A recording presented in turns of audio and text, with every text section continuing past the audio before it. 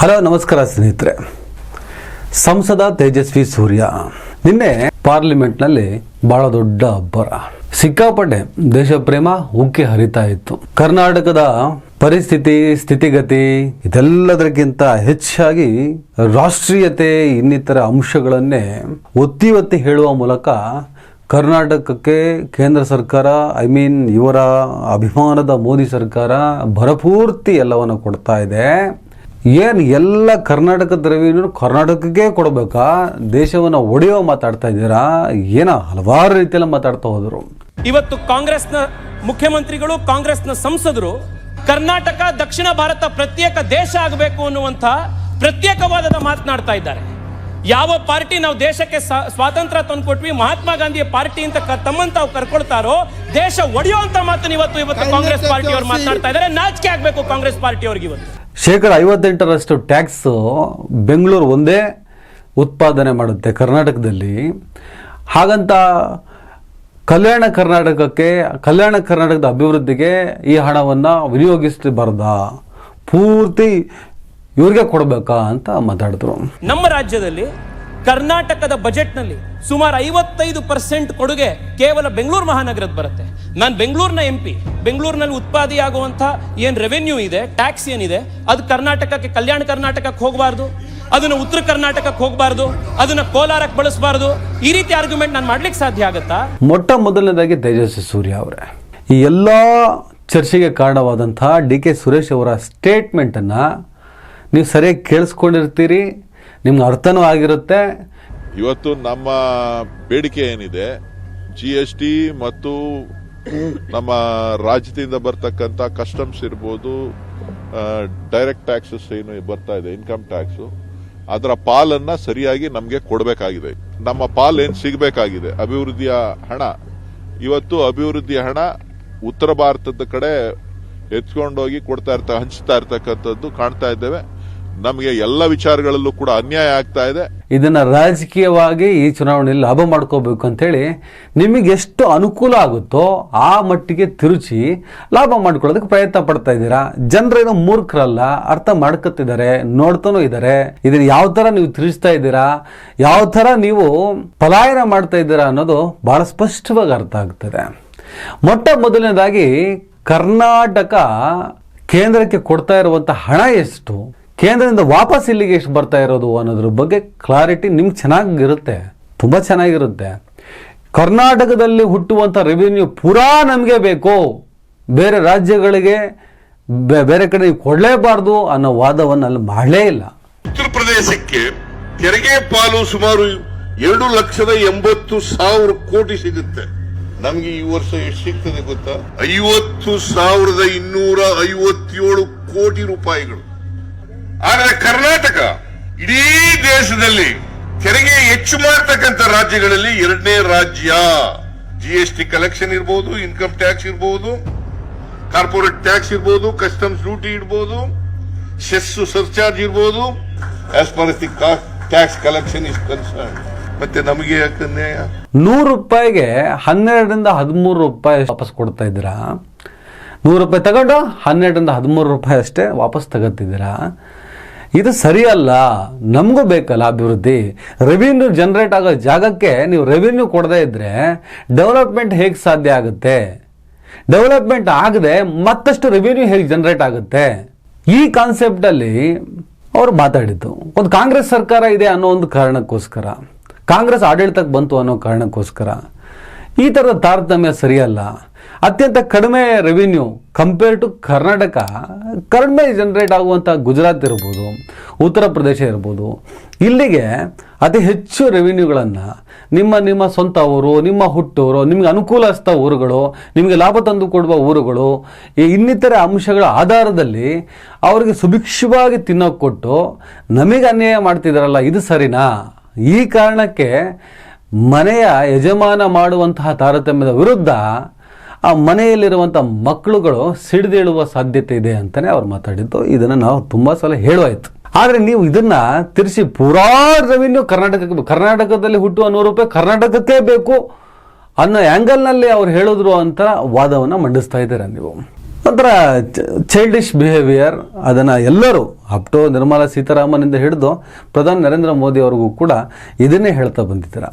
ಮೋದಿ ಅವರು ನಿಮಗಿಂತ ಸ್ವಲ್ಪ ಬೇರೆ ಥರನೇ ಮಾತಾಡಿದ್ರು. ಅವ್ರು ಹೆಂಗೆ ಮಾತಾಡಿದಂದ್ರೆ, ಏನು ದೇಶ ಹೊಡೆಯೋದಾ, ಒಕ್ಕೂಟ ವ್ಯವಸ್ಥೆ, ದೇಶ ಅಂದರೆ ದೇಹ, ಇದನ್ನು ಹೊಡಿತೀರಾ, ಬೆಂಗಳೂರು ದೆಹಲಿಗೆ ನೋವಾದರೂ ನಾವು ಬೇಜಾರು ಮಾಡ್ಕೋಬೇಕು, ಬೆಂಗಳೂರಿಗಾದರೂ ಬೇಜಾರು ಮಾಡ್ಕೋಬೇಕು, ಇಡೀ ದೇಶ ಇದು ಹಾಗೆ ಹೀಗೆ ಅಂಥೇಳಿ ಅವ್ರಿಗೆ ಎಷ್ಟು ಅನುಕೂಲ ಆಗುತ್ತೋ ಆ ಮಟ್ಟಿಗೆ ಲಾಭ ಮಾಡ್ಕೊಳ್ಳೋಕೆ ಅವ್ರು ಪ್ರಯತ್ನ ಪಡ್ತಿದ್ದಾರೆ. ಆದರೆ ನೀವುಗಳು ಓವರಾಲ್ ಆಗಿ ಎಲ್ಲದೂ ನಮಗೇ ಬೇಕು ಅಂತ ಇವ್ರು ವಾದ ಮಂಡಿಸಿದ್ರು ಅಂತ ಹೇಳಿ ಕಂಪ್ಲೀಟ್ ಪ್ರಕರಣವನ್ನು ತಿಳಿಸ್ತಾ ಇದ್ದಾರೆ. ತೇಜಸ್ವಿ ಸೂರ್ಯ ಅವರೇ, ಇವೆಲ್ಲ ಬಿಡಿ, ನೀವು ಕರ್ನಾಟಕಕ್ಕೆ ಏನು ಕೊಡುಗೆ ಕೊಟ್ಟಿದ್ದೀರಾ ಅದನ್ನ ಹೇಳಿ. ಒಬ್ಬ ಸಂಸದನಾಗಿ ನೀವೆಷ್ಟು ರೆವಿನ್ಯೂ ತಂದ್ರಿ, ನೀವೆಷ್ಟು ನಿಮ್ಮ ಅನುದಾನವನ್ನು ಇಲ್ಲಿ ತಂದು ಏನೇನು ಉದ್ಧಾರ ಮಾಡಿದ್ರಿ, ಎಷ್ಟು ಉದ್ಧಾರ ಮಾಡಿದ್ರಿ, ಯಾವ ಊರು ಉದ್ಧಾರ ಮಾಡಿದ್ರಿ ಅದನ್ನು ಹೇಳಿ. ಕರ್ನಾಟಕದಲ್ಲಿ ಸಮಸ್ಯೆ ಬಂದಾಗ ಕರ್ನಾಟಕದ ಒಂದು ಕ್ಷೇತ್ರದಿಂದ ಸಂಸದನಾಗಿ ಆಯ್ಕೆ ಆದಂತಹ ತಾವುಗಳು ಕರ್ನಾಟಕದಲ್ಲಿ ಪರಿಸ್ಥಿತಿ ಹದಗೆಟ್ಟಾಗ ಕರ್ನಾಟಕದ ರೆವಿನ್ಯೂ ಬರಪೂರ್ತಿ ಉಂಡು ಕನಿಷ್ಠ ರೆವಿನ್ಯೂನ ಕೊಡ್ತಾ ಇರುವಂತಹ ಸತ್ಯ ಗೊತ್ತಿದ್ದು ಕೂಡ ಅಲ್ಲಿ ಡ್ರಮ್ಮು ಸಿಂಟೆಕ್ಸ್ ಇಟ್ಕೊಂಡು ನೀವು ಮಾತಾಡ್ತಾ ಇದ್ದೀರಲ್ಲ, ನಾಡದ್ರೋಹ ಯಾರದು? ದೇಶದ್ರೋಹದ ಕತೆ ಆಮೇಲೆ ಇಟ್ಕೊಳ್ಳಿ, ನಾಡದ್ರೋಹದ ಕತೆ ಹೇಳಿ. ನಾಡಿಗೆ ದ್ರೋಹ ಮಾಡ್ತಿರುವಂಥ ಒಬ್ಬ ಸಂಸದ ಅಂತ ತಮಗೆ ತಾವು ಕನ್ನಡ ಮುಂದೆ ನಿಂತ್ಕೊಂಡು ಹೇಳಿಸ್ಕೋಬೇಕಾಗಿದೆ, ತಮಗೆ ತಾವೇ ಸ್ವಗತ ಮಾಡ್ಕೋಬೇಕಾಗಿದೆ. ಏನ್ ಮಾಡಿದ್ರಿ ಹೇಳಿ? ಕರ್ನಾಟಕಕ್ಕೆ ಏನ್ ತಂದ್ರಿ? ಈ ಹಿಂದೆ ನೀವೇನು ಯಾವ ಕ್ಷೇತ್ರವನ್ನು ಕಬ್ಜಾ ಮಾಡ್ಕೊಂಡ್ರಲ್ಲ, ಯಾವ ಅನಂತ್ ಕುಮಾರ್ ಪ್ರತಿನಿಧಿಸುತ್ತಿದ್ದಂಥ ಕ್ಷೇತ್ರ, ಬಿಜೆಪಿ ಅನಂತ್ ಕುಮಾರ್ ಪ್ರತಿನಿಧಿಸುತ್ತಿದ್ದಂಥ ಕ್ಷೇತ್ರ ಅದು. ಆ ಜಾಗದಲ್ಲಿ ತೇಜಸ್ವಿನಿ ಅನಂತ್ ಕುಮಾರ್ ಕೂರಬೇಕಾಗಿತ್ತು. ಅದೇನೋ ತಾವುಗಳು ಈಗಲೂ ಕೂಡ ಹೇಗೆ ನಾಡನ್ನು ಬಿಟ್ಟು, ನಾಡಿನ ಸಮಸ್ಯೆಯನ್ನು ಬಿಟ್ಟು ಹೇಗೆ ಕೇಂದ್ರಕ್ಕೆ, ಹೇಗೆ ಹಿಂದಿವಾಲಗಳಿಗೆ ತಮ್ಮನ್ನು ತಾವು ಅಡ ಇಟ್ಕೊಂಡಿದ್ದೀರೋ ಅವತ್ತು ಕೂಡ ಅದನ್ನೇ ಮಾಡಿ ತೇಜಸ್ವಿ ಅನಂತ್ ಕುಮಾರ್ ಸಿಗಬೇಕಾದಂತಹ ಟಿಕೆಟನ್ನು, ಸ್ಥಾನಮಾನವನ್ನು ತಾವು ಕಬ್ಜಾ ಮಾಡ್ಕೊಂಡಿದ್ರಿ. Okay, fantastic. But Ananth Kumar ಅವರು ಒಬ್ಬ ಕಟ್ಟ RSS BJPಯ ನಿಷ್ಠಾಳು ಆದರೂ ಕೂಡ ನಾಡು ನುಡಿ ಅನ್ನೋ ವಿಚಾರ ಬಂದಾಗ ತಮ್ಮ ಸರ್ಕಾರ ಮೇಲಿದ್ರೂ ಕೂಡ ಯಾವತ್ತೂ ಕೂಡ ನಾಡಿಗೆ ವಿರುದ್ಧವಾಗಿ ನಡ್ಕೊಂಡಿರಲಿಲ್ಲ. ಅವ್ರ ಹಿಸ್ಟ್ರಿನ ತಗೊಬನ್ನಿ, ನಿಮ್ಮ ಹಿಸ್ಟ್ರಿಗಳನ್ನು ತಗೊಬನ್ನಿ. ನಿಮ್ಮ ಹಿಸ್ಟ್ರಿಯಲ್ಲಿ ಕೇವಲ ಕೋಮು ಪ್ರಚೋದಿತ ಭಾಷಣಗಳನ್ನೇ ಹೊರತುಪಡಿಸಿ ಬೇರೆ ಏನೂ ಇಲ್ಲ. ಈ ನಿನ್ನೆ ನೀವು ಪಾರ್ಲಿಮೆಂಟಲ್ಲಿ ಮಾತಾಡಿದ ಒಂದೊಂದು ಶಬ್ದಗಳನ್ನು ಗಮನಿಸ್ತಾ ಇದ್ರೆ ಅದೊಂಥರ ಎಮೋಷನಲ್ ಬ್ಲ್ಯಾಕ್ ಮೇಲ್ ಮಾಡಿ ಅದರಿಂದ ಏನಾದರೂ ಲಾಭ ಮಾಡ್ಕೋಬೋದಾ, ಹೇಗೂ ಈ ಸಲ ನೀವು ನಿಮ್ಮ ಕ್ಷೇತ್ರದಲ್ಲಿ ಸೋಲುವಂಥ ಎಲ್ಲ ಸಾಧ್ಯತೆ ಇದೆ ಅಂತ ಹೇಳ್ಬಿಟ್ಟು ರಿಪೋರ್ಟ್ಗಳು ಬರ್ತಾ ಇದೆ. ಹಾಗಾಗಿ ಇದನ್ನು ರಾಷ್ಟ್ರೀಯತೆ ಆಧಾರದಲ್ಲಿ ಪ್ಯಾಚಪ್ ಮಾಡಿಕೊಂಡು ಒಂದಿಷ್ಟು ಏನಾದರೂ ಎನ್ಕ್ಯಾಶ್ ಮಾಡ್ಕೊಳ್ಬಹುದಾ ಅಂತ ಪ್ರಯತ್ನ ಪಡ್ತಾ ಇದ್ದೀರಾ. ಆದರೆ ಎದೆ ಸೀಳಿದರೆ ಅಕ್ಷರ ಇಲ್ಲ ಅಂತ ಹೇಳಿ ಒಂದು ಧರ್ಮವನ್ನ ಹೀಯಾಳಿಸಿ ನಿಂದಿಸಿ ಮಾತನಾಡಿದ ತಾವು ಇವತ್ತು ಎದೆ ಸೀಳಿದ್ರೆ ಅಲ್ಲೇನು ಸಗಣಿ ತುಂಬಿಕೊಂಡಿದೆಯಾ ಅನ್ನೋ ಪ್ರಶ್ನೆಯನ್ನು ನಾವು ಮಾಡಬೇಕಾದಂಥ ಸ್ಥಿತಿಗೆ ಬಂದು ತಲುಪಿದಿರಿ ನೀವು. ಯಾಕಂದ್ರೆ ಇವರ ಸ್ಟೇಟ್ಮೆಂಟನ್ನು ಎಷ್ಟು ಬೇಕೋ ಅಷ್ಟು ತಿರುಚ್ತಾ ಇದ್ದೀರಾ. ಅಂದರೆ ಅದು ಒಂದು ತಿರುಚುವಿಕೆಯ ಭಾಗ, ತಿರುಚುವಿಕೆಯ ಹುನ್ನಾರ ಅಂತಲೂ ಹೇಳ್ಬೋದು. ಅಥವಾ ಇವ್ರು ಹೇಳಿದ್ದನ್ನು ಅರ್ಥ ಮಾಡಿಕೊಳ್ಳದ, ಎದೆ ಸೀಳಿದರೆ ಅಕ್ಷರವಿಲ್ಲದೆ ಸಗಣಿ ತುಂಬಿಕೊಂಡಿರುವಂತಹ ಒಬ್ಬ ಅಜ್ಞಾನಿ ತಾವು ಅಂತ ನಾವು ಡಿಕ್ಲೇರ್ ಮಾಡಬೇಕಾಗತ್ತೆ. ನಿಮ್ಮ ಅಜ್ಞಾನದ ಮಾತುಗಳೇ ಇದು, ಅಥವಾ ನಿಮಗೆಲ್ಲ ತಿಳಿದಿದ್ದು ಕೂಡ ಈ ತರ ತಿರುಚುವ ಪ್ರಯತ್ನ ಮಾಡ್ತಿದ್ದೀರಾ ಅನ್ನುವಂತಹ ಡಿಬೇಟ್ ಇವತ್ತು ನಡಿಬೇಕಾಗಿದೆ. ಏನು ಮಾಡ್ತಾ ಬಂದ್ರಿ ತಾವು? ಕೋಮು ಭಾಷಣವನ್ನು ಹೊರತುಪಡಿಸಿ ನಾಡಿನೊಳಗಡೆ ಧರ್ಮಗಳ ನಡುವೆ ಸಂಘರ್ಷವನ್ನು ಏರ್ಪಡಿಸಿ ತಾವು ಬೇಳೆ ಬೇಯಿಸಿಕೊಂಡಿದ್ದೇ ಹೊರತು ಬೇರೆ ಏನು ಕರ್ನಾಟಕವನ್ನು ಉದ್ಧಾರ ಮಾಡುವಂತಹ ತಮ್ಮ ಕ್ಷೇತ್ರಕ್ಕೆ ಅನುದಾನ ತರುವಂಥ ಕೆಲಸವನ್ನು ನೀವು ಮಾಡಲಿಲ್ಲ. ಮಾಡಿದ್ರೆ ರಿಪೋರ್ಟ್ ಕಾರ್ಡ್ ಕೊಡಿ, ಒಬ್ಬ ಜನಸಾಮಾನ್ಯವಾಗಿ ನಾವು ಕೇಳ್ತಾ ಇದ್ದೀವಲ್ಲ. ತೀರಾ ಕೋವಿಡ್ ಬಂದಾಗಲೂ ಆ ಕೋವಿಡ್ ವಾರ್ ರೂಮ್ನಲ್ಲಿ ಆ ಮುಸಲ್ಮಾನ ಒಂದು 10-15 ಜನ ವಾರ್ ರೂಮಲ್ಲಿ ಕೆಲಸ ಮಾಡೋ ಸಿಬ್ಬಂದಿಗಳನ್ನು ಮುಂದಿಟ್ಕೊಂಡು ಅವರ ಹೆಸರನ್ನು ಉಲ್ಲೇಖಿಸಿ, ಅಲ್ಲೂ ಕೋವಿಡಲ್ಲೂ ಕೂಡ ಮಾರಣಾಂತಿಕ ಸ್ಥಿತಿಯಲ್ಲೂ ಕೂಡ ಅಲ್ಲಿ ತಾವೇನು ಮಾಡಕ್ಕೆ ಹೊರಟಿದ್ರಿ ಹೇಳಿ? ಕೋಮು ಬೀಜವನ್ನು ಬಿತ್ತುವ, ಕೋಮು ವಿಷವರ್ತುಲವನ್ನು ನಿರ್ಮಿಸುವಂಥ ಕೆಲಸವನ್ನು ಮಾಡಿದ್ರಿ. ಇದು ನಿಮ್ಮದು ರೆಕಾರ್ಡು, ಇದು ನಿಮ್ಮ ರಿಪೋರ್ಟ್ ಕಾರ್ಡ್ಗಳು. ಅದನ್ನೇ ನಾವೇನೋ ಬಿಡಿಸಿ ಹೇಳಬೇಕಾಗೇನೂ ಇಲ್ಲ. ಇವತ್ತು ತಾವು ಪಾರ್ಲಿಮೆಂಟಲ್ಲಿ ದೊಡ್ಡ ರೋಷಾವೇಶವಾಗಿ ಭರ್ಜರಿಯಾಗಿ ಇಟಕೆ ಸುರೇಶಿಗೆ ಹೇಳ್ತೀರ. ನೀವು ದೇಶವನ್ನು ಪ್ರತ್ಯೇಕಿಸುವಂತ ಹೇಳಿಕೆಯನ್ನು ಕೊಟ್ಟವರು ನಿಮಗೆ ಯಾವ ನೈತಿಕತೆ ಇಲ್ಲ ಅಂತೇಳಿ. ಇವತ್ತು ಕಾಂಗ್ರೆಸ್ನ ಮುಖ್ಯಮಂತ್ರಿಗಳು, ಕಾಂಗ್ರೆಸ್ನ ಸಂಸದರು ದೇಶದ ಪ್ರತ್ಯೇಕತೆಯ ಬಗ್ಗೆ, ಕರ್ನಾಟಕದ ಪ್ರತ್ಯೇಕತೆಯ ಬಗ್ಗೆ, ಕರ್ನಾಟಕ ದಕ್ಷಿಣ ಭಾರತ ಪ್ರತ್ಯೇಕ ದೇಶ ಆಗಬೇಕು ಅನ್ನುವಂಥ ಪ್ರತ್ಯೇಕವಾದದ ಮಾತನಾಡ್ತಾ ಇದ್ದಾರೆ. ಯಾವ ಪಾರ್ಟಿ ನಾವು ದೇಶಕ್ಕೆ ಸ್ವಾತಂತ್ರ್ಯ ತಂದುಕೊಟ್ವಿ, ಮಹಾತ್ಮ ಗಾಂಧಿಯ ಪಾರ್ಟಿ ಅಂತ ತಮ್ಮನ್ನು ತಾವು ಕರ್ಕೊಳ್ತಾರೋ ದೇಶ ಒಡೆಯುವಂತ ಮಾತನ್ನು ಇವತ್ತು ಕಾಂಗ್ರೆಸ್ ಪಾರ್ಟಿಯವರು ಮಾತನಾಡ್ತಾ ಇದ್ದಾರೆ. ನಾಚಿಕೆ ಆಗಬೇಕು ಕಾಂಗ್ರೆಸ್ ಪಾರ್ಟಿಯವರಿಗೆ. ಇವತ್ತು ದೇಶದ ಪ್ರತ್ಯೇಕತೆಯ ಸ್ಟೇಟ್ಮೆಂಟ್ ಅಲ್ಲ, ಒಂದು ಕುಟುಂಬದ ಒಳಗಡೆ ಮಕ್ಕಳ ನಡುವೆ ಹುಟ್ಟಿಸಿದ ತಂದೆ ಅಥವಾ ಒಬ್ಬ ಪೋಷಕನ ಸ್ಥಾನದಲ್ಲಿರುವಂಥ ತಂದೆ ಆದವನು ತಾರತಮ್ಯವನ್ನು ಮಾಡಿದ್ರೆ ಮಕ್ಕಳೇ ಪ್ರಶ್ನೆಗಳನ್ನು ಕೇಳ್ತಾರೆ. ಸಹಿಸೋದಿಲ್ಲ.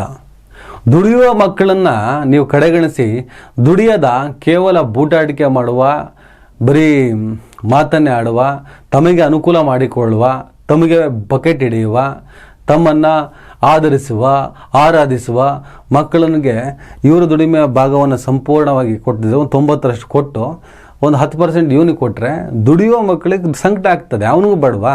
ಅವನು ಹೊಟ್ಟೆ ತುಂಬ ಊಟ ಹಾಕಿದ್ರೆ ತಾನೇ ಮತ್ತಷ್ಟು ದುಡಿಯೋದಕ್ಕೆ ಅವನಿಗೆ ಶಕ್ತಿ ಬರೋದು. ಅವನಿಗೆ ಹೊಟ್ಟೆ ತುಂಬ ಊಟ ಹಾಕದೆ ಅವನ ದುಡಿಮೆ ಎಲ್ಲ ತಗೊಂಡು ಮಿಕ್ಕವ್ರಿಗೆಲ್ಲ ಹೊಟ್ಟೆ ತುಂಬ ಊಟ ಹಾಕಿ ಅವನಿಗೆ ಅನ್ಯಾಯ ಮಾಡಿದ್ರೆ ಅವನ ಸಾಮರ್ಥ್ಯ ಕುಸಿತದಲ್ವಾ? ಅವನಿಗೆ ಶಕ್ತಿ ಬರೋದೆಲ್ಲಿಂದ? ಇಷ್ಟೇ ಟಾಪಿಕ್ ಇರೋದಿಲ್ಲಿ. ಇದನ್ನು ಲಾಭ ಮಾಡ್ಕೊಳ್ಳೋದಕ್ಕೆ ಏನು ಬೇಕು ಎಲ್ಲ ಮಾಡ್ತಾರೆ. ಈ ಚುನಾವಣೆ ಬಂತು, ಇನ್ನೇನೆಲ್ಲ ಭಾಷಣದಲ್ಲೆಲ್ಲ ದೇಶ ನೋಡಿತಾರಂತೆ, ಅದು ಮಾಡ್ತಾರಂತೆ. ಅಂಬೇಡ್ಕರ್ ತಂದ್ರಿ, ಕುವೆಂಪು ತಂದ್ರಿ. ಯಾವ ಕುವೆಂಪುನ ತರ್ತಾ ಇದ್ದಾರೆ ತೇಜಸ್ವಿ ಸೂರ್ಯ ಅವರೇ ತಾವು? ನಿಮ್ಮ ಭಾಷೆ ಕೇಳಿದ್ರೆ ಕುವೆಂಪು ಅವರು ಸರ್ವ ಜನಾಂಗದ ಶಾಂತಿಯ ತೋಟ ಅಂತ ಮಾತಾಡಿದ್ರಿ.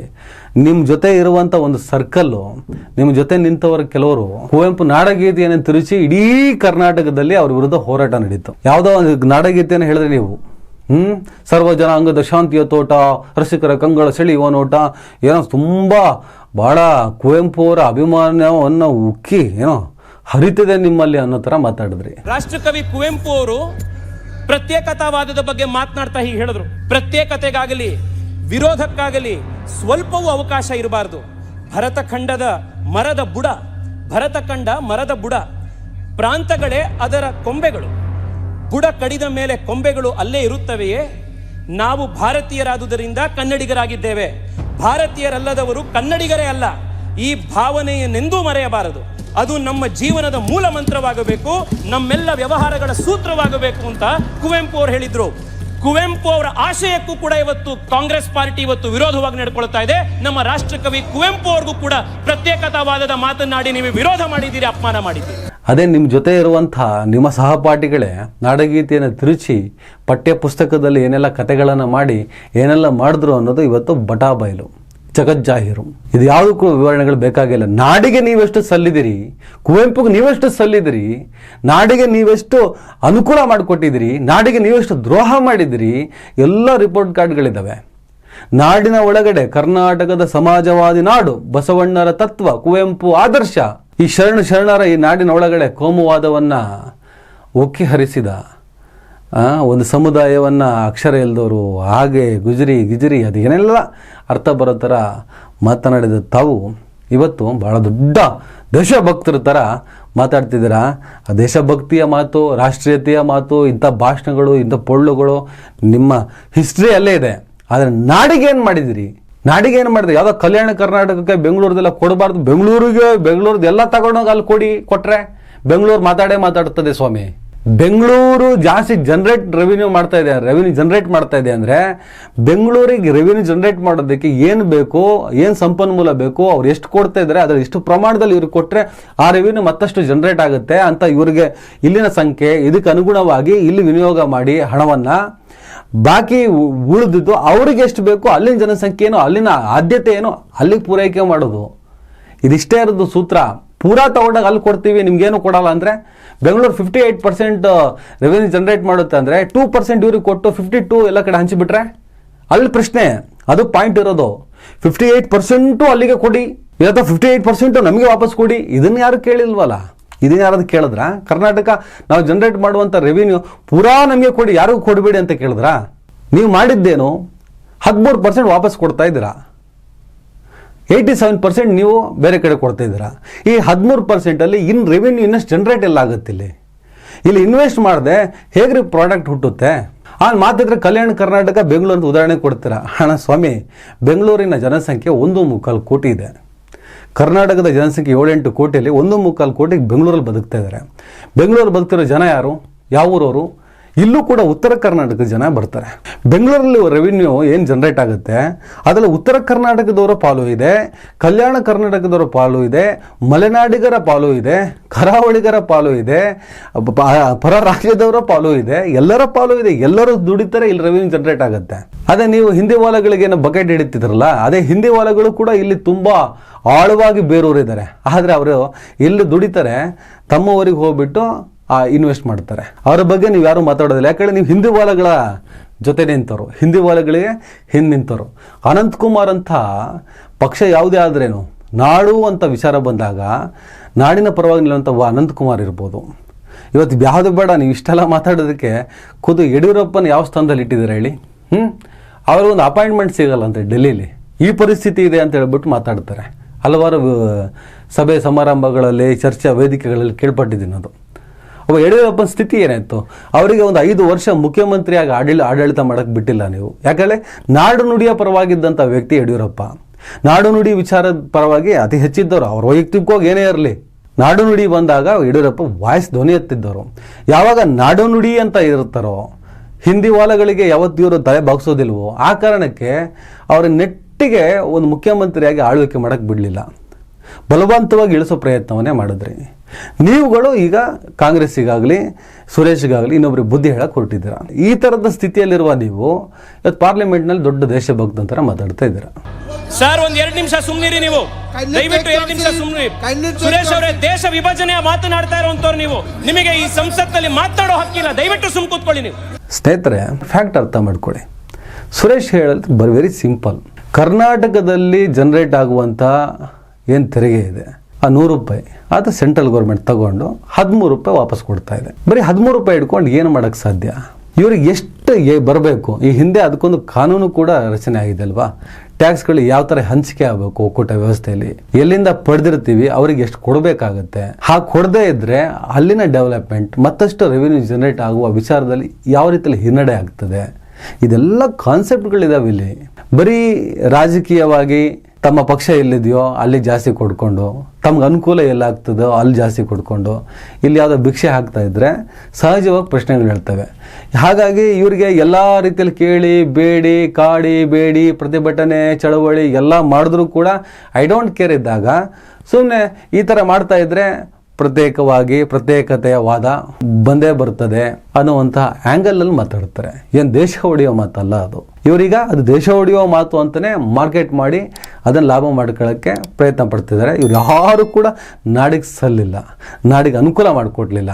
ನಾಡಿನೊಳಗಡೆ ಸಮೃದ್ಧಿಯಾಗಿದ್ದ ಸಮಾಜವಾದದ ಬೀಡಾಗಿದ್ದ ನಾಡಿನೊಳಗಡೆ ಕೋಮುವಾದದ ಅಂಶವನ್ನು ತುರುಕಿ ಬೀಜವನ್ನು ನೆಟ್ಟು ಅದರಿಂದ ಲಾಭ ಪಡ್ಕೊಂಡು ನಾಡಿನ ನೆಮ್ಮದಿಯನ್ನು ಕೆಡಿಸ್ತವ್ರು ಇವರು ಇವತ್ತು ದೊಡ್ಡ ಪುಡಂಗಿಗಳ ಥರ ಮಾತಾಡ್ತಿದ್ದಾರೆ. ನೋಡೋಣ, ವೇಟ್ ಆ್ಯಂಡ್ ಸಿ ಏನಾಗ್ತದೆ. ನಮಸ್ಕಾರ.